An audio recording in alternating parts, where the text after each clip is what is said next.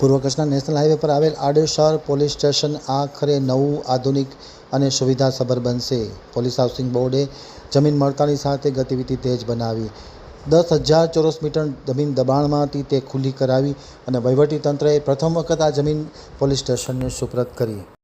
હવે જોઈએ આડેસર આમતક ન્યૂઝ બ્યુરોનો એક વિસ્તૃત અહેવાલ. પૂર્વ કચ્છના ખાસ કરીને નેશનલ હાઈવે પર સૌથી મહત્વના ગણાતા આડેસર પોલીસ સ્ટેશનને અતિ આધુનિક, સુવિધાસભર અને નવું બનાવવા માટે વહીવટીતંત્રએ 10,000 ચોરસ મીટર જમીન ફાળવવામાં આવી છે અને આવતા દિવસોમાં પોલીસ હાઉસિંગ બોર્ડ દ્વારા તેના ઉપર અતિ આધુનિક અને સુવિધાસભર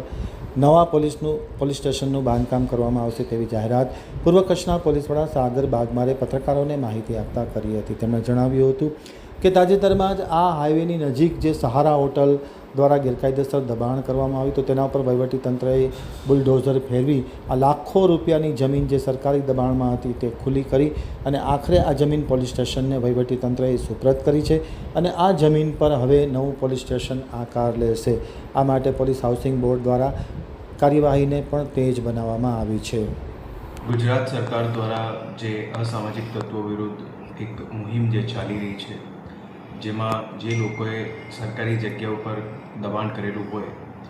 એ જગ્યાઓ ખાલી કરાવીને એમનો સદુપયોગ થાય, એ હેતુથી પૂર્વ કચ્છ જિલ્લા પોલીસ દ્વારા આડેસર પોલીસ સ્ટેશન વિસ્તારમાં એક ગુનાહિત ઇતિહાસ ધરાવતા હારૂન હિંગરોજાનું જે ગેરકાયદેસર દબાણ હતું સરકારી જગ્યા ઉપર, હાઈવેની રોડ ટચ જગ્યા ઉપર, જેમાં સહારા હોટલ બનાવેલી હતી અને એની સાથે સાથે બીજા પણ બાંધકામ હતા.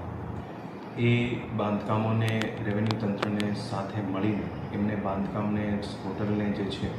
એમને ડિમોલિશન કરવામાં આવ્યું અને એના પછી પોલીસ વિભાગ દ્વારા કલેક્ટરશ્રી તંત્રને એમની આ જે જગ્યા જે હતી એ માંગણી કરવામાં આવી હતી, જે મંજૂર થઈ હતી.